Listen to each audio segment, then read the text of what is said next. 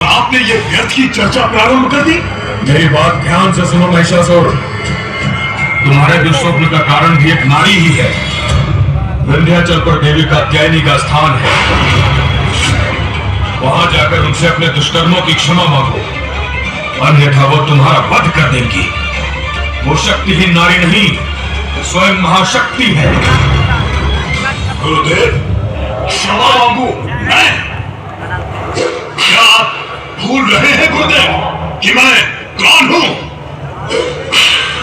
सभी का ईश, महात्म महिष हूं मैं। अब तो मेरे सुझाव का कोई लाभ नहीं, किंतु तुम्हारा मार्गदर्शन करना मेरा कर्तव्य है। इसलिए पुनः वही कहता हूं जो पूर्व में कह चुका हूं। ममता की मूरत है नारी, जीवन दायिनी है वो, किंतु यदि कोई उसका अपमान करके उसके क्रोध को जागृत करेगा तो वो शक्ति का रूप धारण करके उसका जीवन भी हर सकती है।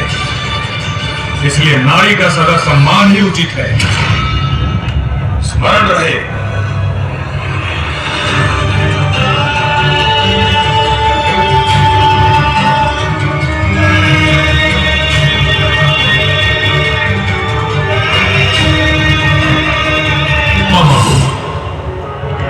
विंध्याचल में निवास करने वाली कौन है वो नारी? जो भी है तो वो एक नारी ही। मैं जाऊंगा विंध्याचल, किंतु क्षमा नहीं मांगूंगा। नारी ही तो है, बंदी बनाकर रखूंगा इसे। विवाह करूंगा उससे, विवाह करूंगा उससे। कपड़ा पहनना भी स्वामी, ऐसा मत कीजिए, रुक जाइए। क्यों? ईर्ष्या से भर उठा है क्या तुम्हारा मन? क्योंकि एक नवीन पत्नी लाने का लिया है मैंने वचन। नहीं स्वामी, आपकी पत्नी आपकी सहभागिनी हूँ मैं, और इसी नाते बताना मेरा आपको कर्तव्य बनता है कि आप जो निर्णय ले रहे हैं वो सर्वथा अनुचित है। ऐसा मत कीजिए स्वामी। सहभागिनी? एक अबला नारी मेरी सहभागिनी नहीं, मात्र मेरी सेविका हो सकती है। सेविका। स्वामी, स्वामी, स्वामी, स्वामी, स्वामी, ऐसा मत कीजिए। देवी कात्यायनी स्वयं माता पार्वती की अवतार है।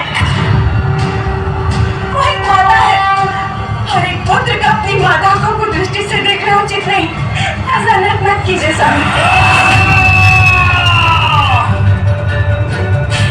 जितनी बात कहा है, शांत रहकर मेरी सेवा मात्र करो। मेरे निर्णयों में हस्तक्षेप करने का प्रयत्न मत करो। मूर्ख स्त्री, शांत रहकर मेरे आदेशों का पालन करना कब सीखोगे तुम? सैनिकों, जाओ विंध्याचल जाकर मेरा प्रस्ताव दो उस कात्यायनी को। कहो उसे कि सर्वशक्तिमान महिषासुर उससे विवाह करना चाहते हैं। ओम नमः शिवाय, ओम नमः शिवाय, ओम नमः शिवाय, ओम नमः शिवाय, ओम नमः शिवाय, ओम नमः शिवाय, सुंदरी, ओम नमः शिवाय। राजभवनों की सुख सुविधाओं के योग अपने संपूर्ण सौंदर्य और यौवन को इस एकांत में निरंतर तपस्या करके क्यों गंवा रही हो? ओम नमः शिवाय। हमारे महाराज के समक्ष चलो, वो तुम्हारे जीवन में सुख सुविधा भर देंगे। ओम नमः शिवाय, ओम नमः शिवाय। आपका प्रस्ताव उसने सुना भी नहीं। बोल किसने? तुमने सुना नहीं कि मैंने क्या कहा? हमारे महाराज का नाम सुनोगी तो शिव की तपस्या भी भूल जाओगी। ओम नमः शिवाय। हमारे महाराज ने तुम्हें अपनी पत्नी का सौभाग्य देने का निर्णय लिया है।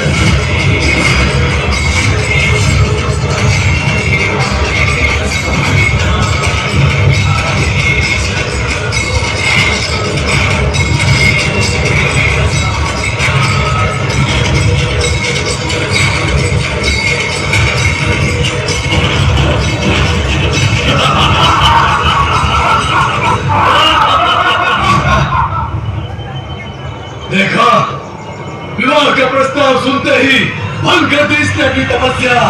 जाओ और जाकर अपने महाराज को मेरा संदेश दो कि यदि उन्हें मेरा वरण करना है तो उन्हें मुझसे युद्ध कर मुझे परास्त करना होगा।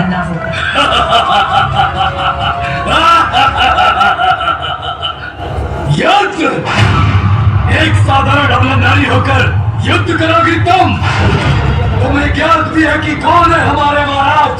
देवताओं को धूल चटाने वाले महानतम असुर सम्राट अजय महिषासुर है उनका नाम। वो जो कोई भी हो, उनके प्रस्ताव का उत्तर मैं दे चुकी। प्रस्ताव का उत्तर दे चुके हो तुम? मूर्ख नारी, अपने इस कृत्य से अपनी मृत्यु को आमंत्रण दिया है तुमने। महाशक्तिशाली महाराज महिषासुर को इसका समाचार मिलते ही वे स्वयं आकर यहाँ तुम्हारा वध करेंगे। तुम हो ही क्या, आखिर एक अबला नारी हो। तब तो उसे ये समाचार प्राप्त होने में कोई विलंब नहीं होना चाहिए। ये क्या है? क्या है ये? मेरे संदेश को मेरे आदेश में परिवर्तित कर दिया उसने। एक साधारण नारी की ऐसी उद्दंडता, वो भी सभी के इश्क मुझ महिष के साथ। दंड दूंगा, इसका अत्यंत कठोर दंड दूंगा उसे।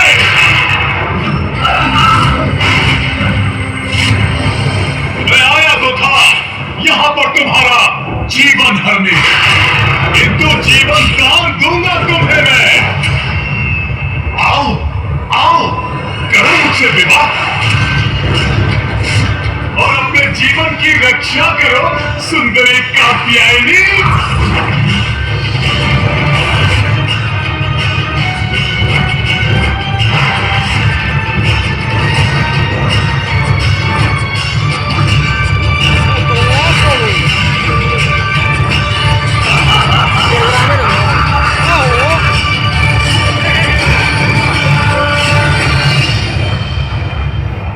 जगत जननी हूँ मैं, तुम्हारी भी माँ और संतान माँ को कुदृष्टि से देखे, ये तो पाप की पराकाष्ठा है और ऐसे में उसका सर्वनाश निश्चित है। पत्नी नहीं, इस अपराध के दंड स्वरूप मृत्यु प्राप्त होगी तुम्हें, मृत्यु प्राप्त होगी तुम्हें, मृत्यु प्राप्त होगी तुम्हें। स्त्री का अपमान, माँ का अपमान करने वाला माता के हाथों द्वारा मारा जाता है महिषासुर। धर्म और ज्ञान को अपना कवच बनाना दुर्बलों का काम है, क्योंकि वो युद्ध में बलवान के समक्ष टिकने में समर्थ नहीं। मातृपिता मेरे लिए कोई महत्व नहीं रखते। असुर हूं मैं, अनुचित ही उचित है मेरे लिए। और तुम पर कुदृष्टि डालना तो मेरी असुर प्रवृत्ति का परिणाम है सुंदरी कात्यायनी।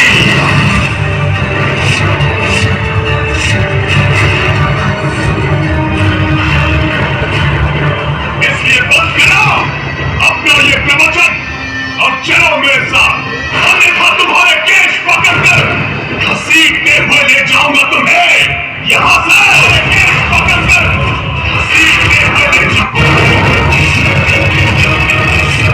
विनाशकाले विपरीत बुद्धि, तुम्हारा भयानक अंत उन सभी के लिए उदाहरण बनेगा जो स्त्री को पुरुष के पाप की धूल समझते हैं, स्त्री को उपभोग की वस्तु समझते हैं, विवाह के पावन धर्म को भंग कर और स्त्री गमन करते हैं, जो सदैव स्त्री को कुदृष्टि से ही देखते हैं। उन सभी के लिए तुम्हारा भयावह अंत उदाहरण बनेगा कि स्त्री पुरुष से अधिक सबल समर्थ है और उसका सम्मान अनिवार्य है।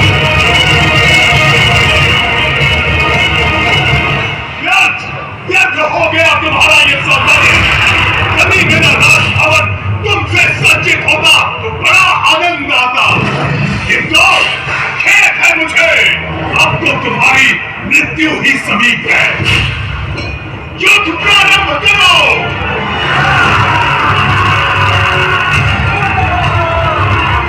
कर देंगे